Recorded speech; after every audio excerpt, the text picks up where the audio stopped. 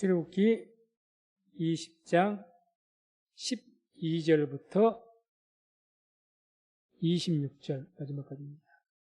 출애굽기 20장 12절부터 26절 말씀을 같이 한 목소리로 합독합니다.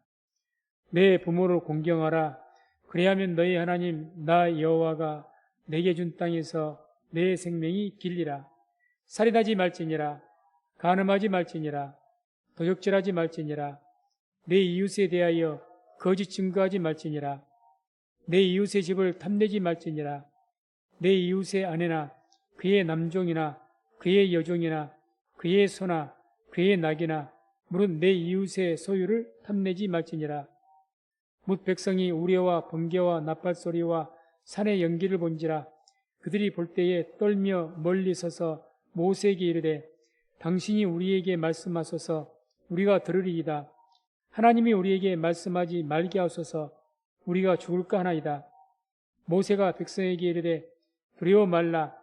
하나님이 강림하심은 너희를 시험하고 너희로 경외하여 범죄치 않게 하려 하심이니라. 백성은 멀리 섰고 모세는 하나님의 계신 암흑으로 가까이 가니라. 여호와께서 모세에게 이르시되 너는 이스라엘 자손에게 이같이 이르라. 내가 하늘에서부터 너희에게 말하는 것을 너희가 친히 보았으니 너희는 나를 비교서 은으로 신상이나 금으로 신상을 너희를 위하여 만들지 말고 내게 토단을 쌓고 그 위에 너의 양과 소로 너의 번제와 화목제를 드리라. 내가 무릇 내 이름을 기념하게 하는 곳에서 내게 강림하여 복을 주리라. 내가 내게 돌로 단을 쌓거든 다듬은 돌로 쌓지 말라. 내가 정으로 그것을 쪼으면 부정하게 함이니라. 너는 징계로 내 단에 오르지 말라. 내 하체가 그 위에서 드러날까 함이니라. 아멘. 오늘 말씀은 이른바 대인계명. 그래서 우리 사람들을 위한 백성들을 주신 계명입니다. 이게 이제 5계명에서부터 10계명까지 쭉 나옵니다. 1, 2계명, 4계명을 하나님에 대한 계명, 그래서 대신 계명하고 사람에 대한 계명은 6계명에서 10계명까지. 그리고 이후에 재단에 대한 규례, 오늘 말씀에 나오고 있습니다. 먼저 대인 계명 6계명에서 10계명까지 5계명에서 10계명 보게 되면 먼저 12절 내 부모를 공경하라. 그리하면 너희 하나님 나 여호와가 내게 준 땅에서 내 생명이 길리라. 5계명이죠. 부모를 공경하라고 합니다. 공경한다. 공경한다는 말은 성경 그 본 뜻은 무겁다, 귀하게 여기다, 무겁게 여기다 이런 뜻입니다. 카바드라죠. 카바. 그래 공경하라 그 말씀입니다. 한마디로 부모를 공경한다는 것, 부모를 무겁게 여기는 것, 존중하는 것 그런 의미입니다. 레위기서 19장 32절 보면 부모 공경에 대해서 이렇게 말씀합니다. 너는 센 머리 앞에 일어서고 노인의 얼굴을 공경하며 내 하나님을 경외하라. 나는 여호와니라. 그래서 센 머리, 흰 머리죠. 일어서고 노인의 얼굴을 공경하라. 다시 말해서 우리가 어른을, 부모를 공경할 때 그분의 직분이나 직위나 능력이나 가진 것이나 외형적인 것 때문에 공경하는 것이 아니고 어르신이면 연세가 나보다 더신 분이고 부모님이고 그런 어르신이면 그 부모를 공경하라는 겁니다. 그 어른은. 그것이 곧 하나님을 경외한 것과 같다고까지 이야기합니다. 내 하나님을 경외하라. 나는 여호와니라. 그러니까 지금 뭘 대비시킨 겁니까? 부모를 공경하는 것과 하나님을 경외하는 것을 같이 나란하게 이렇게 놓습니다. 그래서 참으로 하나님을 경외하는 자, 진실되게 믿는 자는 마땅히 부모를 공경하고 어른을 공경할 줄 아는 겁니다. 하나님을 경외하고 하나님을 잘 믿는다고 하는데 열심히 믿는다고 하는데 부모를 공경하지 않고 어른을 공경하지 않는다? 그건 의심해야 됩니다. 그들의 열매로 하려고 있죠. 그 믿음이 뭔가 잘못된 겁니다. 그래서 이렇게 5번째 계명으로 하나님에 대한 계명, 그 다음에 가장 먼저 사람들에게 주신 계명을 첫 번째로 말씀한 거죠. 첫 번째로. 다음이 이제 살인하지 말라는 겁니다. 6계명. 살인하지 말지니라 13절. 살인. 세상에서는 살인죄 같이 큰 죄가 없다고 하는데 하나님께서는 어떤 계명을 더 위로 놓으셨습니까? 부모 공경하는 계명을 더 위로 놓았다는 것. 우리는 그걸 생각해야 될 겁니다. 부모 공경, 어른 공경하는 것. 그래서 교회에서 영적인 질서가 있는 것. 그게 중요한 거죠. 그런 질서를 무시하면서 하나님을 공경한다? 하나님 믿는다? 뭔가 그 신앙이 좀 잘못되어 있는 겁니다. 하나님 제대로 믿으면 영적 질서를 함부로 하지도 않고 또 삶을 살아가면서 부모나 어른을 공경하는 것 이런 것도 소홀히 하지 않습니다. 아무튼 이제는 그 살인하지 말라가 그 밑에라는 거죠. 그래서 이 마태복음 5장 21절 22절 보면 예수님께서 이런 말씀을 합니다. 옛사람에게 말한 바 살인치 말라 누구든지 살인하면 심판을 받게 되리라 하였다는 것을 너희가 들었으나 나는 너희에게 이르노니 형제에게 노하는 자마다 심판을 받게 되고 형제를 대하여 나가라 하는 자는 공의에 잡히게 되고 미련한 놈이라 하는 자는 지옥불에 들어가게 되리라. 구약계는 살인하지 말라고 주님께서 계명을 주시고 말씀하셨지만 예수님께서는 우리에게 어떻게 말씀합니까? 형제에 대해서 노하거나 형제를 나가라 하고 요구하고 저주하고 미련한 놈이다, 바보다 그렇게 모욕하고 저주하는 지옥불에 들어가게 될 것이다. 무섭게 말씀하죠. 그래서 이와 같이 이 주님께서는 이 말씀을 통해서 형제를 사랑하라는 그런 의도에서 하신 말씀이지만 아무튼 구약시대는 사람을 직접 죽이는 것 그 계명을 금하였다면 예수님께서는 형제에 대해서 성질 낸다든지 막 화를 낸다든지 분노한다든지 그러면 심판을 받게 되고 형제에 대해서 나가 이 바보야 이 어리석은 자야 속되는 이 멍청아 이런 뜻이거든요. 그런다든지 그럼 공의에 잡히게 되고 이 미련한 자야 지옥불에 들어가게 되지. 그래서 형제에 대해서 같이 믿는 성도에 대해서 이렇게 모욕을 주면 하나님께로부터 큰 징계를 받는다고 경고를 하고 있습니다. 다음에 이제 14절 보면은 제7계명이죠. 간음하지 말지니라. 간음.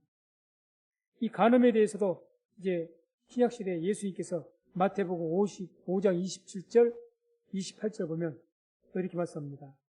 또 간음치 말라 하였다는 것을 너희가 들었으나 나는 너희에게 이르노니 여자를 보고 음욕을 품는 자마다 마음에 이미 간음하였느니라. 구약시대는 실질적으로 자기 아내가 아닌 다른 여자를 보고 간음죄를 저질렀을 때 그때 간음죄가 성립이 됩니다. 그런데 예수님께서 뭐라고 하십니까? 마음속에 음욕을 품는 자마다 이미 간음하였다. 이렇게 말씀한 거죠. 그래서 우리가 구약 성경에서는 실질적으로 범한 죄에 대해서 하나님께서 금지하시고 또 그것을 범할 때 징계를 형벌을 명하셨지만 이제 예수님 때 우리 시대는 우리 때는 뭐 율법이보다 더 계명이 가볍냐 어떻게 보면 그렇지 않습니다. 마음으로 간음죄를 범했다면 음욕을 범했다면 이게 훨씬 더 쉽게 범하는 죄죠. 그럼 이미 너는 간음했다. 똑같은 간음죄다. 간음하면 구약시대에 어떻게 됐습니까? 돌로 쳐서 죽이라 돼 있거든요. 사형죄죠, 사형. 이것은 뭘 말씀하느냐? 예. 실질적으로 마음으로 간음죄만 범해도 너희가 죄를 범하였다. 이 말씀은 그렇기 때문에 너희들은 다 사형을 당해야 된다. 그런 의미가 아니라 우리 모두는 누구든지 죄를 지을 수밖에 없는 그런 존재인 것을 예수님께서는 계속 말씀을 합니다. 그래서 한번 이 마태복음 5장을 이렇게 하고 이 십계명하고 이렇게 율법하고 비교하면서 이 십계명 율법과 마태복음 5장에서 예수 그 율법을 말씀 뭐 살인하지 말라고 구약 시대는 말했거든요. 나는 이렇게 말한다. 간음하지 말라 했거든요. 나는 이렇게 말한다. 탐내지 말라 했거든요. 나는 이렇게 말한다. 거짓 맹세하지 말라고 했지만 나는 이렇게 말한다. 이렇게 대비돼서 말씀하시거든요. 한번 비교해서 읽어보십시오. 그 의미는 어떤 의미냐?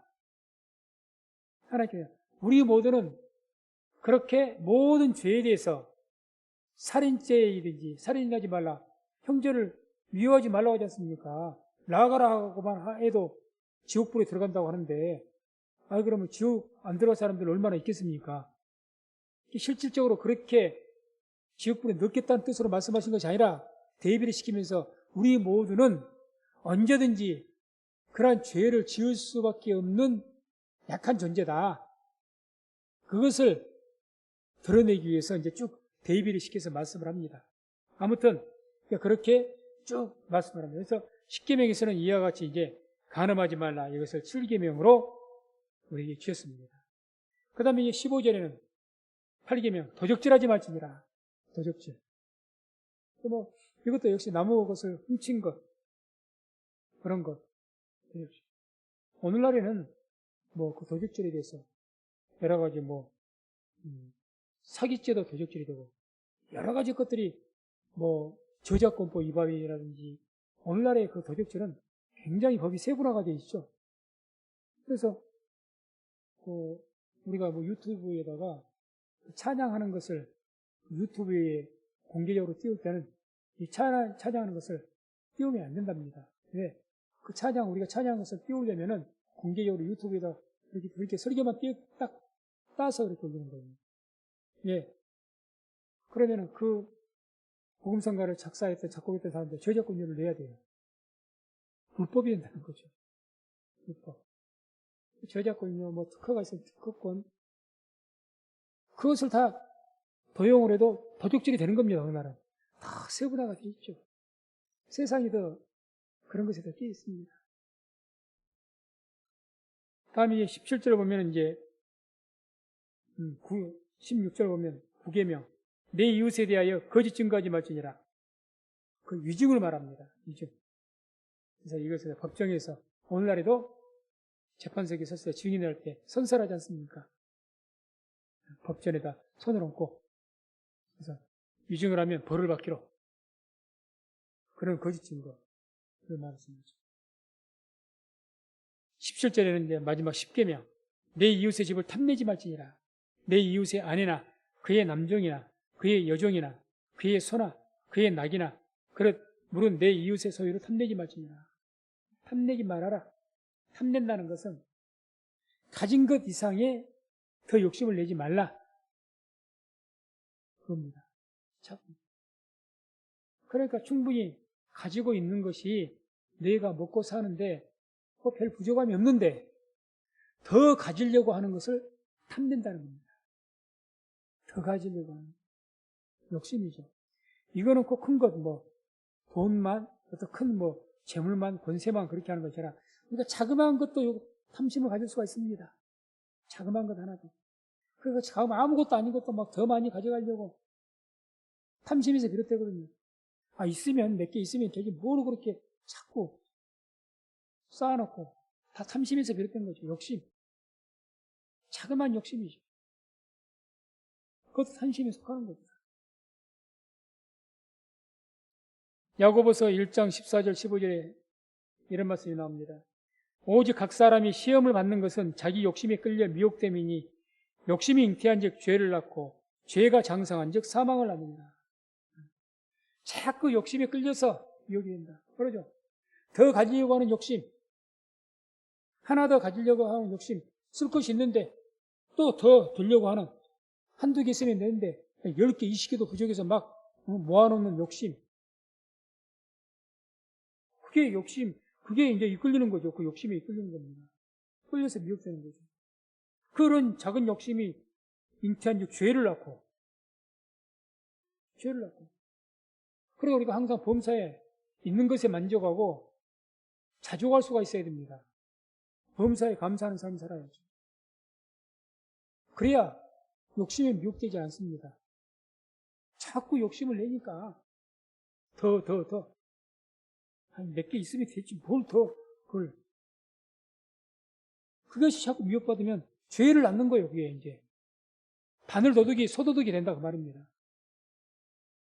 그것이 장성한 즉, 사망을 낳는다, 이제. 사망에 이르는 죄를 짓게 되는 겁니다. 경계해야죠. 그래서 골로새서 3장 5절 보면, 그러므로 땅에 있는 지체를 죽이라. 곧 음란과 부정과 사욕과 악한 정욕과 탐심이니, 탐심은 우상숭배니라. 이것들을 인하여 하나님의 진노가 임하니라. 그런 탐심. 그래서 욕심에 끌려 미혹돼서 장성해서 탐심을 이루게 되고 그 탐심의 결과가 우상숭배를 낳을 수도 있다는 겁니다.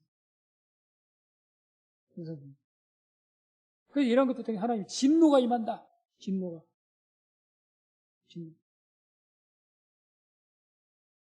그 다음에 이제 18절에서 21절까지 보게 되면 하나님께서 모세와 만나시면서 십계명과 많은 율법들을 주실 때 하나님께서 시내산에 임재하셨죠. 거기서 이제 하나님께서 계속해서 백성들에게 말씀하시는 그 말씀을 하셨는데 그 임재하신 건데 하나님께서 백성들 직접 말씀하시니까 백성들이 두려워 떱니다.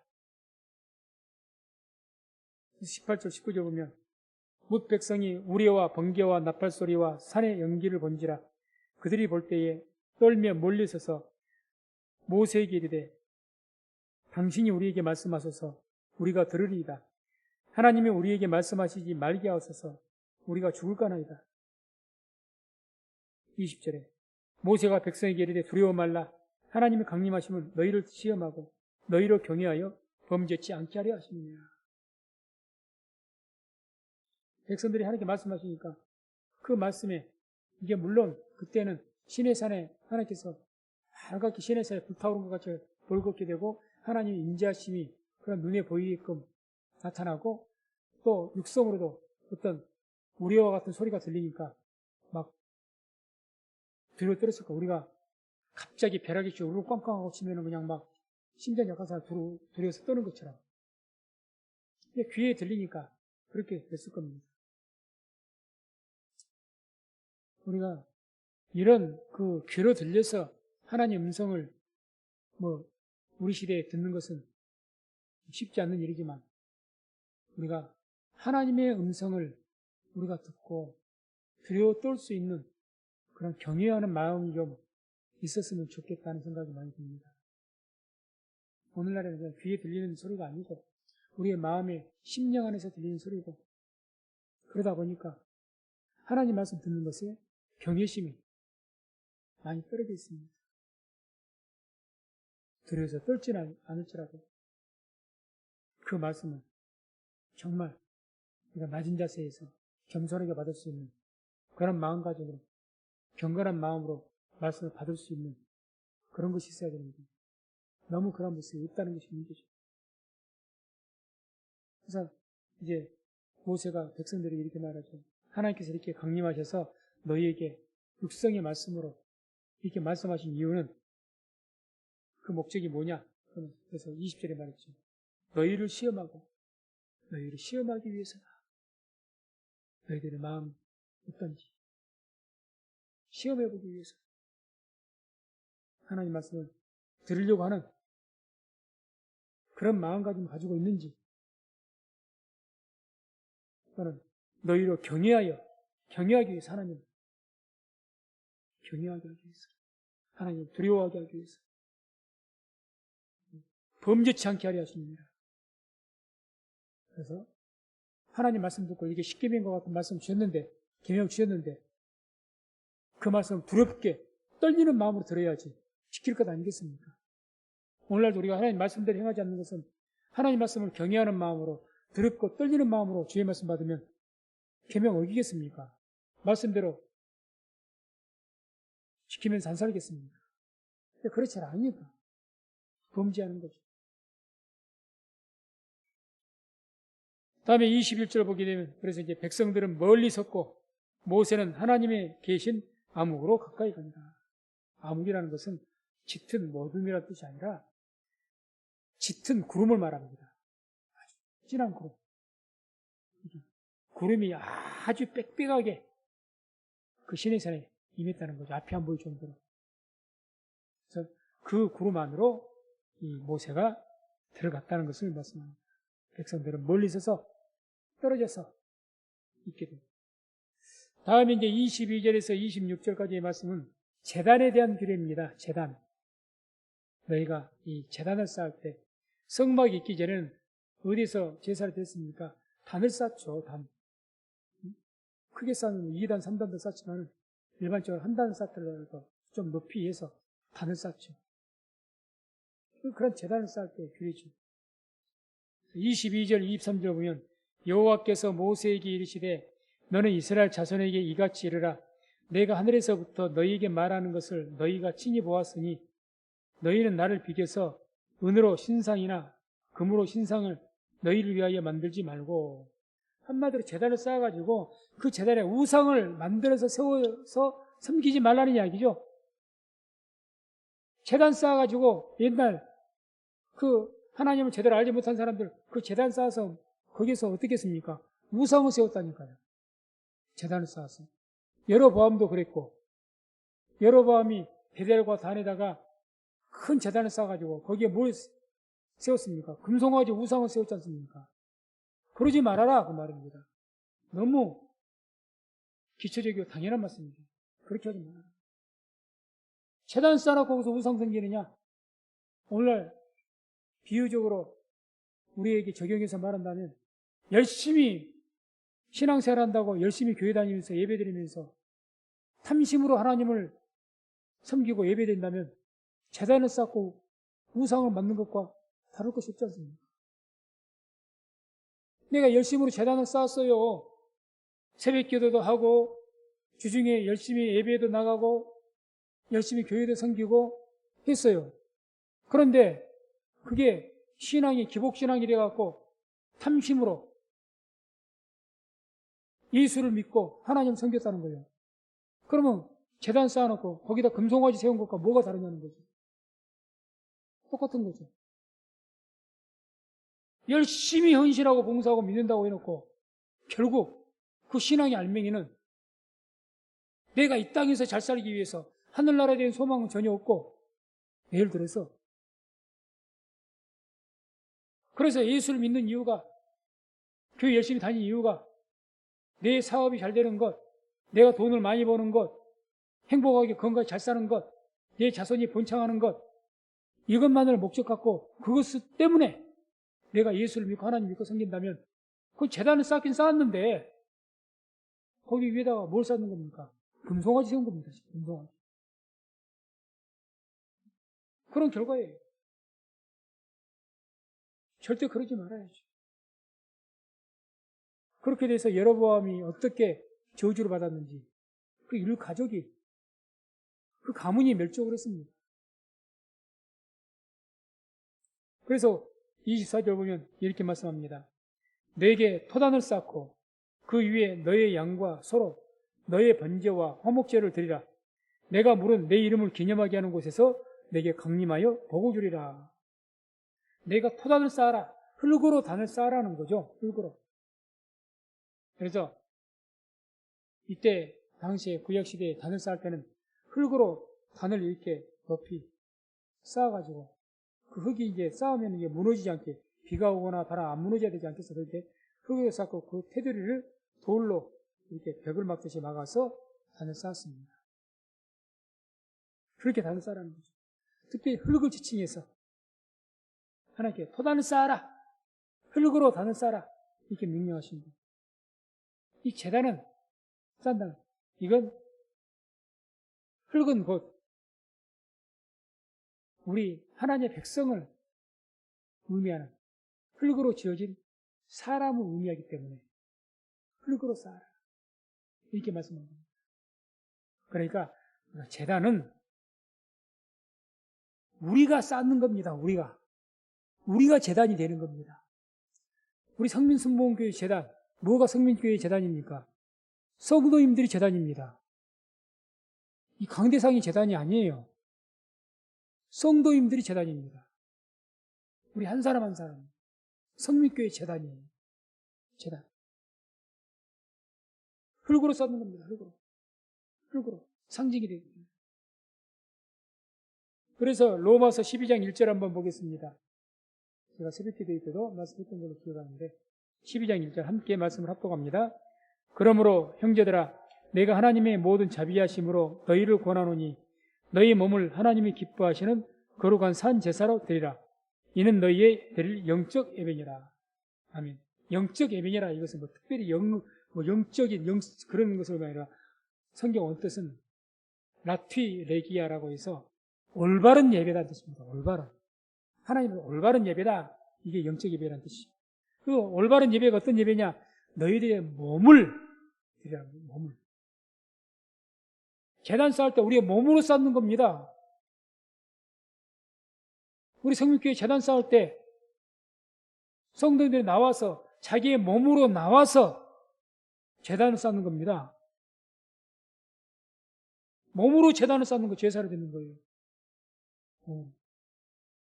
그래서 저희가 이 말씀 가지고 간혹 하나님께 온전한 예배는 직접 동참해서 우리의 몸을 들여서 하나님께 예배하는 것이 올바른 예배라고 몇 번이고 강조했습니다. 이 말씀이 근거입니다. 이것이 곧 너희가 들 영적 예배다. 올바른 예배다라고 얘기해요. 올바른. 그렇기 때문에 제단 쌓을 때도 토단으로 쌓아라. 그래서 우리가 구약 성경에 성막을 보게 되면 성소에 떡상이 있죠. 떡상. 그 떡상이 항상 올라가는 것이 뭡니까? 진설병. 진설병이 몇 개가 올라갑니까? 12개가 올라갑니다. 그 12지파를 뜻합니다. 항상 하나님의 그 성전 안에 항상 매일같이 뭘 올려놓습니까? 12지파 백성을 상징하는 진설병, 무교병의 진설병을 항상 제단 앞에 올려놓습니다. 제단. 그래서 우리가 쌓는 이 제단, 성민 제단이 정말 오늘 말씀하신 거예요. 하나님의 이름을 기념하게 하는 그런 제단이 되려면 우리가 이 제단을 쌓을 때마다 더 쉽게 표현하면 우리가 예배를 드리고 우리가 봉사와 헌신을 할 때마다 무엇을 해야 됩니까?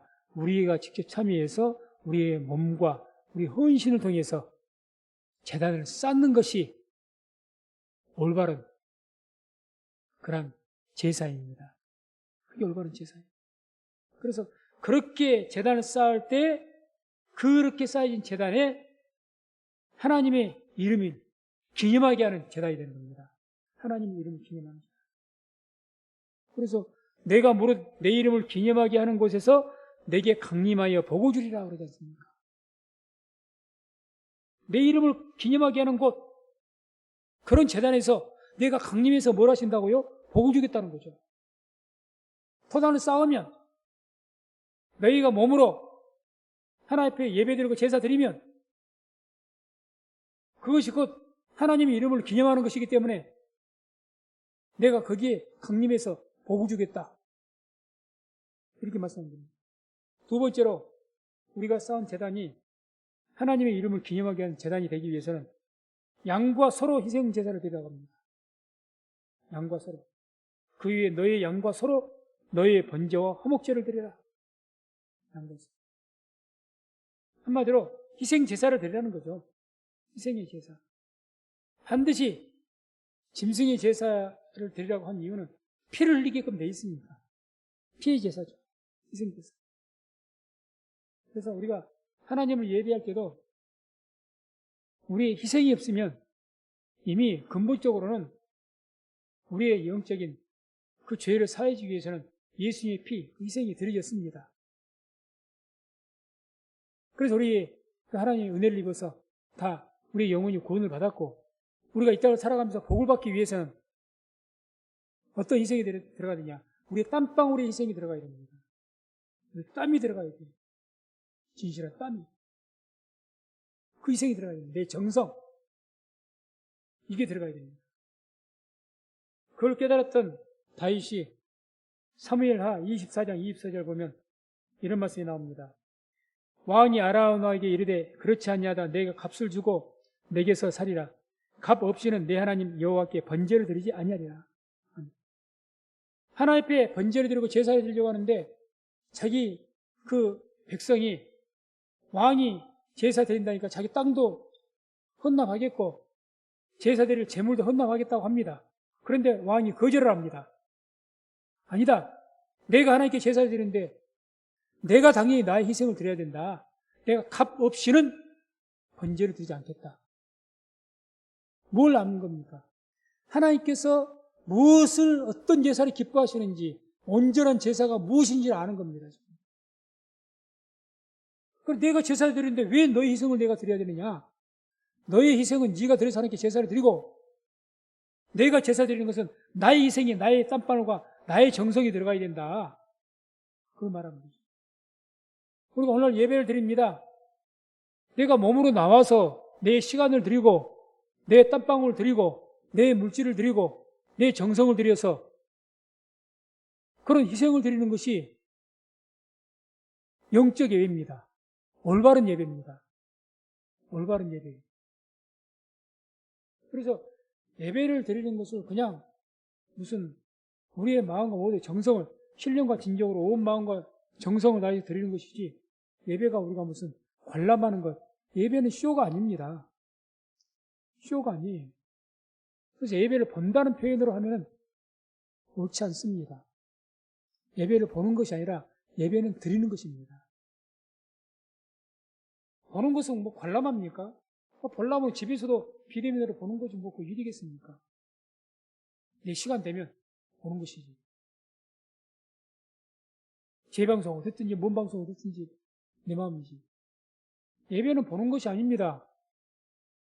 그 말, 그 사용을 우리가 삼가를 해야 됩니다. 예배를 드린다고 표현해요. 예배를 드려야 된다. 그때 하나님께서 우리가 쌓는 그 제단이 하나님의 이름을 기념하는 제단이 되기 위해서 강림해서 복을 주신다고 그러지 않습니까? 예수님께서 이렇게 신령과 진정으로 드리는 그런 예배, 그런 자를 내가 찾는다고 하지 않습니까? 내가 찾는다. 그 다음에 25절 보면 내가 내게 돌로 단을 쌓거든 다듬은 돌로 쌓지 말라. 내가 정으로 그것을 쪼면 부정하게 함이니라. 세 번째, 우리의 쌓는 제단이 하나님의 이름을 기념하게 하는 그런 제단이 되기 위해서는 세 번째, 다듬은 돌로 쌓지 말랍니다. 다듬은 돌. 아니 그냥 대리석 같은 걸로 쌓으면 더 좋을 것 같은데 이쁘게 다졌으니까 하지 말랍니다. 그것은 하나님 제단 쌓을 때 인간의 인위적인 방법으로 제단 쌓지 말라는 겁니다. 인공적인 방법으로. 사실 우리가 사람들이 먹는 음식에는 인공적 요소의 감미료가 들어간 것이 우리 몸에 좋지 않죠. 가급적이면 자연 그대로 생식하는 것이 가장 좋다고 합니다. 건강. 그와 비슷하게 하나님께 드리는 우리가 제사도 인간의 인공적인 것을 가미하면 하나님 기뻐 받으시는 제사가 못 됩니다.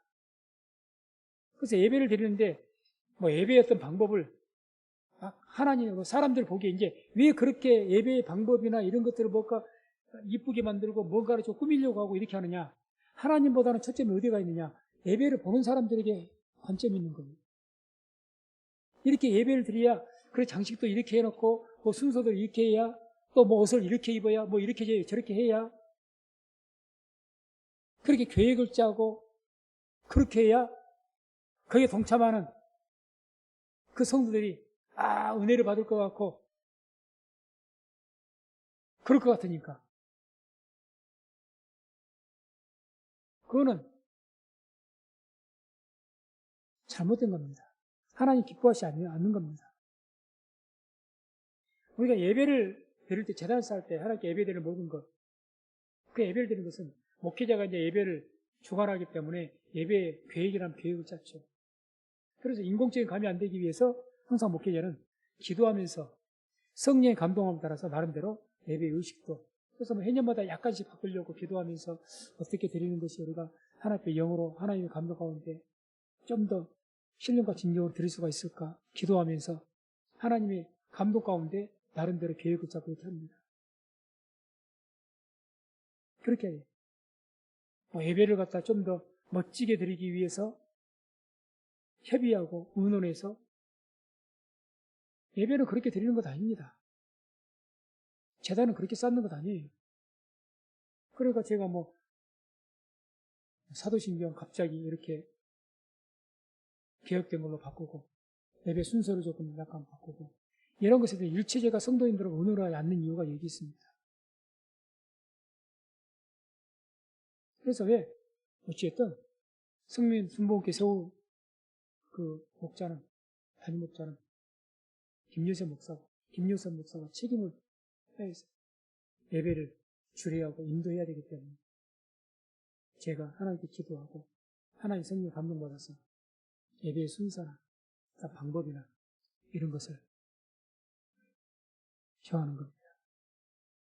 그래서 어쨌든 이렇게 예배, 이 재단 쌓는 것에 대해서 하나님이 감동 가운데 할 수 있도록 해야지 이걸 뭐 사람들에게 잘 보이기 위해서 또 멋지게 하기 위해서 인간적인 생각 가지고 자꾸 만들려고 하는 것은 좀 멋지게 하기 위해서 그런 건 아닙니까? 예배도 좀 멋지게 드려보려고 하나님께서 멋지게 드리는 예배를 바라지 않습니다. 신령과 진정으로 드리는 예배를 받으시기도 원하죠. 멋지게 드리는 예배? 기도도 마찬가지입니다. 멋지게 하는 기도 하나님께 원치 않습니다. 믿음으로 드리는 기도를 주님께서 원하십니다.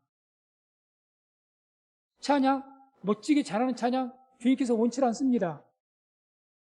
믿음으로 하나님 감동 가운데 감사한 가운데 기쁨으로 드리는 찬양, 그 찬양을 기뻐 받으실 줄로 믿습니다. 인간적인 그 요소 안 돼야 됩니다. 그런 재단 쌓을 때는. 그래서 그것을 하면 부정하게 된다. 정으로 쪼는 것이 되어서 부정하게 된다는 말은 더럽히게 된다. 모독하게 된다. 인간적인 요소로 가미하면 인공적인 인위적인 요소를 자꾸 재단의 예배에 가미하게 되면요 더럽혀져 버립니다. 더럽혀져 버립니다. 하지 말라요. 26절에 보면 너는 층계로 내 단에 오르지 말라. 내 하체가 그 위에서 드러날 감입니다. 층계로. 단을 좀 높이 쌓으면 한 두세 계단 올라가야 되겠죠. 올라갈 때 거기 단으로 오르지 말라. 내 하체가 그 위에서 드러날 거 아닙니다. 하체를 드러내지 말라는 거죠. 하체. 우리가 쌓는 재단에 하나님의 이름이 기임되게 되어주고 그렇게 영광받는 재단이 되기 위해서는 네 번째 하체를 드러내지면 사람의 하체는 뭘 의미하느냐? 수치를 의미합니다. 죄. 인간의 죄. 하체란 말 에루아인데 에루아는 벌거벗다. 수치. 이런 거죠. 인간의 죄와 수치를 상징하는 것이죠. 28장 42절 33절 보면 이런 말씀이 나옵니다. 같이 말씀을 합독합니다. 또 그들을 위하여 배로 고위를 만들어 허리에서부터 넓적다리까지 이르게 하여 하체를 가리게 하라. 아론과 그 아들들이 회막에 들어갈 때에는 제단에 가까이 가여 거룩한 곳에서 섬길 때에 그것을 입어야 죄를 지어서 죽지 아니하리니 그와 그의 후손의 영원히 지킬 규례니라. 아멘. 하체를 가리라 그러지 않습니까? 뭘로요? 고위. 남자들 그 반바지를 생각하시면 될 것 같습니다. 그 정도 크기의 옷을 배로 지은 옷을 입어서 하체를 하나님께 항상 제사장들 어떻게 합니까? 매일같이 하나님께 나가야 되죠. 항상 그 고위를 입어라. 하체를 드러내지 마라. 그것을 드러내면 어떻게 한답니까? 죄를 지어서 죽게 된다는 거예요. 중요한 문제였습니다. 중요한 문제. 그래서 이 하체는 인간의 죄와 수치를 상징하는 것입니다. 드러내지 않아야 되죠. 우리가 창세기를 보게 되면 하나님께서 처음에 아담과 하와가 죄를 지어서 수치 가운데 부끄러움 가운데 숨었을 때 그대로 부르셔서 가장 먼저 해주신 것이 뭐였습니까? 가죽옷으로 옷을 입히셨습니다. 쉽게 말하면 하체를 가리셨습니다. 그들의 부끄러움과 수치를 가려주신 거예요. 우리에게는 하나님께서 어떻게 하체를 가리시고 우리의 죄와 수치를 가려주셨습니까? 예수의 피로 뿌려진 예복을 우리에게 주셨습니다. 예복. 그걸로 그러니까 우리가 주님께로 나가는 거예요. 오늘도 우리가 직접 주님을 예배하는 겁니다.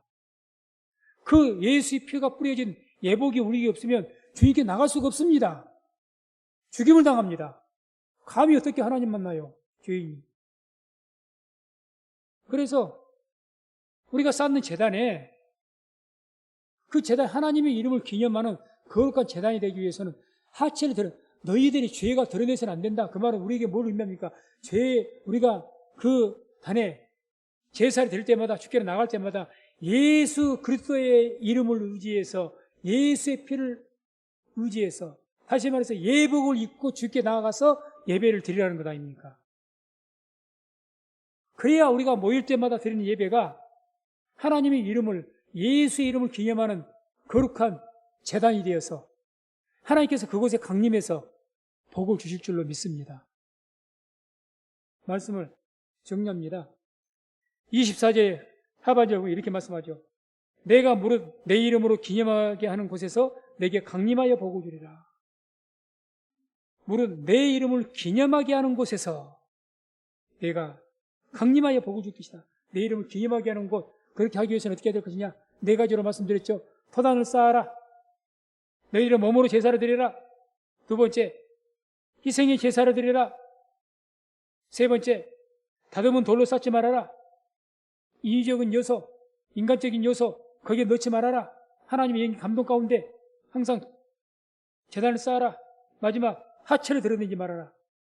너희 죄를 수치를 드러내지 마라. 항상 예수의 피를 의지해서 그 예복을 입고 예수 이름으로 나아가서 쉽게 말하면 예수 이름으로 예배를 드리고 예수 이름으로 찬양하고 예수 이름으로 기도하고 예수 이름으로 헌신하고 봉사하고 오직 예수의 이름으로 예수 이름으로 예수 이름으로 우리가 나갈 때 우리가 쌓는 제단이 무엇이든지 예배이든지 봉사이든지 성김이든지 전도든지 무엇을 하든지 간에 그 모든 쌓은 제단이 하나님의 이름을 기념하는 것이 되어서 그곳에 하나님께서 임하셔서 강림하셔서 복을 주실 줄로 믿습니다. 그래서 우리 모두가 이와 같이 우리는 하나님의 자녀로 그리스도인으로서 때때로 우리가 하나님을 섬기며 예배를 드리며 주님께로 나아갑니다. 제단을 쌓습니다. 제단을 쌓을 때마다 우리가 쌓는 제단이 기껏 땀 흘려서 제단 쌓아놓고 그곳에 금송아지 세우면 되겠습니까? 제단을 쌓는 목적을 잘못하면 금송아지를 쌓는 거예요. 왜 내가 제단을 쌓느냐? 우리가 먼저는 하나님께 영광이요. 우리의 영혼의 구원을 위해서, 우리의 영을 위해서 우리가 제단을 쌓아야죠. 하나님의 나라를 바라보고 제단을 쌓아야죠. 세상을 바라보고 세상의 복을 탐심으로 제단 쌓으면 그건 금송아지를 세운 거죠. 그렇게 하지 말라고 말씀합니다. 그건 곧 우상숭배가 됩니다. 우리가 쌓는 그 제단이 하나님께서 이름이 기념되는 하나님께 영광 받으시는 그런 제단이 되기 위해서는 오늘 말씀같이 항상 우리가 제단을 쌓을 때마다 우리 몸을 들여서 우리가 직접 헌신하고 희생을 드려서 우리의 인간적인 그런 방법이 아니라 하나님에게 감동하신 가운데 예수 이름으로 제단을 쌓아서 하나님께 예배를 드릴 때마다 섬길 때마다 무엇을 하든지 그 모든 것들이 다 하나님의 이름을 기념하는 그런 제단이 쌓는 것이 돼서 우리 성교회가 하나님의 축복과 은혜 가운데 성장하고 발전하는 성교회 모든 성도들 모든 주의 백성들이 은혜와 복을 받으면서 살 수 있는 성교회가 되기를 주의 이름으로 축원을 드립니다.